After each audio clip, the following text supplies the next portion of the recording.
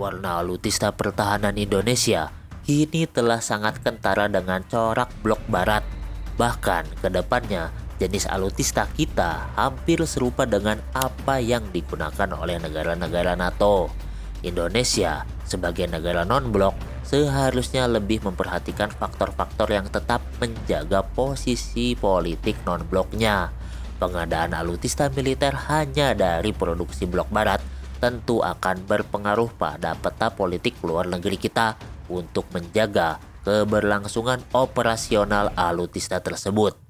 Beda cerita bila negara kita sudah bisa memproduksi alutistanya sendiri. Corak blok NATO Indonesia sangat kentara terlihat pada pembelian alutsista matra udara terbaru seperti 42 unit Dassault Rafale, 24 unit F-15EX, 12 unit Dassault Mirage 2000 strip 5, 4 pesawat Airbus A400M asal Jerman, pembelian drone Anka dari Turki, tetap ya gitu-gitu juga Turki itu anggota NATO, serta tawaran V-22 Osprey dari Amerika Serikat untuk patroli di Natuna.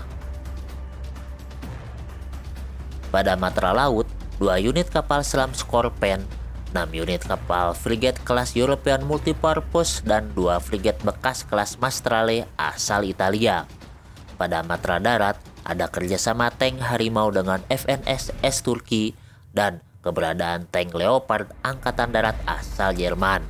Sedangkan alutsista radar, Indonesia akuisisi 13 buah radar jarak jauh Groundmaster 400 Alpha atau GM400A asal Prancis. Sebelumnya juga, Indonesia telah mengakuisisi radar pasif Vela NG asal Republik Ceko yang masih juga anggota NATO.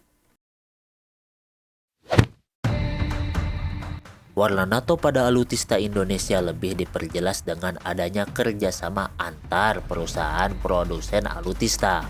Indonesia memang selalu meminta alih teknologi pada akuisisi alutsista dari luar negeri.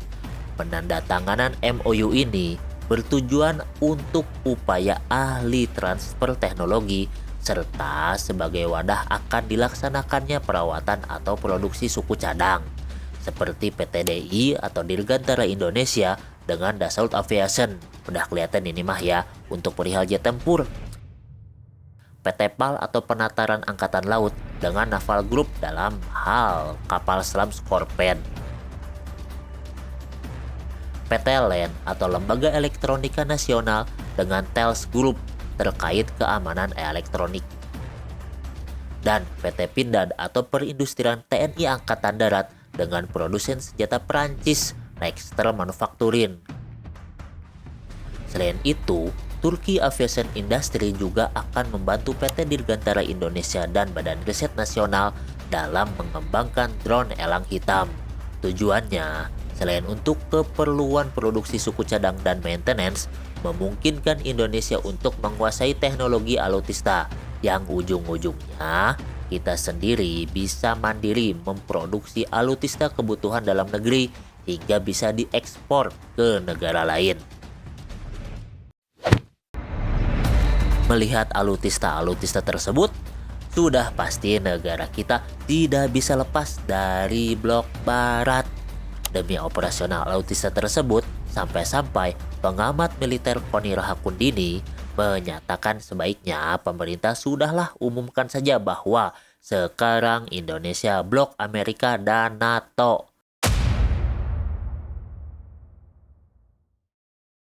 Tapi kan landasan kita tetap non-blok dan bebas aktif, jadi gak melulu politiknya sejalan dengan Barat. Nah, masalahnya, apabila blok Barat sedang tidak sejalan dengan kita, atau sedang ada maksud tujuan tertentu, suplai alutsista kita bisa dijadikan alat politik mereka, seperti yang terjadi pada tahun 1995 hingga tahun 2005, ketika Amerika Serikat embargo Indonesia atas tuduhan pelanggaran HAM berat pada peristiwa demonstrasi di kota Dili Timor Leste di tahun 1991.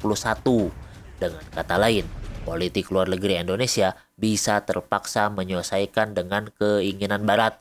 Bila tidak, kita terancam dengan potensi dampak buruknya.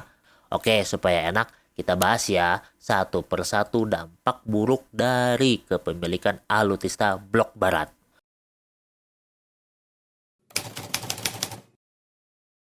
Indonesia telah memiliki alutista yang interoperabilitas dengan alutista NATO lainnya, sehingga alutista barat milik Indonesia sudah diketahui spesifikasi dan kinerjanya oleh negara tetangga yang beraliansi juga dengan barat, Singapura, Australia. Pada bidang kedaulatan, Indonesia terancam terdikte oleh barat dalam penggunaan alutista. Berkaca pada embargo sebelumnya di mana kecaman Amerika Serikat pada tugas lapangan TNI di Timor Leste, ya bukannya Indonesia dilegalkan melakukan hal yang di luar batas ya. Tetapi apalah artinya memiliki alutista apabila justru kita tidak leluasa menggunakannya dalam rangka menjaga kedaulatan? Ya bisa jadi kan TNI sedang turun tangan menangani KKB Papua, tiba-tiba blok barat alias NATO teriak-teriak, pelanggaran HAM, embargo lagi deh. Alah. Nah, kata kawan-kawan sekalian, gimana? Tulis di kolom komentar, oke? Oh ya, sekalian juga jangan lupa subscribe, like, dan share ke teman-teman yang suka bahas topik militer kayak gini ya. Oke, kita lanjut. Indonesia terancam tidak bebas lagi melakukan manuver-manuver perdagangan internasional seperti gugatan Indonesia pada Uni Eropa di WTO perihal diskriminasi produk sawit dengan peraturan isu deforestisasi Uni Eropa berdampak negatif bagi komoditi ekspor Indonesia. Sampai-sampai adu banding di tingkat kasasi internasional pun terjadi. Nah, kedepannya apakah alutista baru Indonesia ini pun dijadikan senjata politik oleh Barat dalam menghadapi manuver perdagangan Indonesia kayak tadi? Terlebih, Indonesia memiliki hubungan perdagangan dengan blok lawan Barat loh, seperti Cina dan Rusia lah ya. Apakah alutista Barat kita malah dijadikan senjata menekan kita untuk berpihak pada mereka?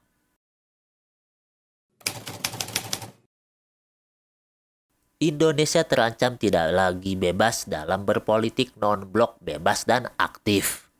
NATO memiliki rencana untuk melebarkan sayapnya ke Asia. Itu kata pakar politik Rusia. Buktinya, di Jepang, NATO sudah membuka kantornya. Terdengar desas-desus juga bahwa Fakta AUKUS atau Aliansi Australia, Amerika, dan Inggris akan berintegrasi juga dengan NATO. Hal yang ditentang oleh Cina dan Rusia. Kecondongan dan interoperabilitas alutista Indonesia dengan blok barat seolah secara tidak langsung membuat Indonesia telah berada dalam relasi yang sama dengan blok barat. Terlepas dari penjabaran hasil analisa di atas, admin tetap menilai bahwa Kementerian Pertahanan kita pun tidak gegabah dengan pembelian alutista yang tadi. Admin sih menilai pemerintah kita telah menyiapkan skenario khusus agar Indonesia tetap non-blok dan politiknya tetap bebas dan aktif. Atau justru ini strategi pemerintah agar Indonesia lebih bisa memainkan peran internasionalnya di hadapan blok barat. Siapa yang tahu?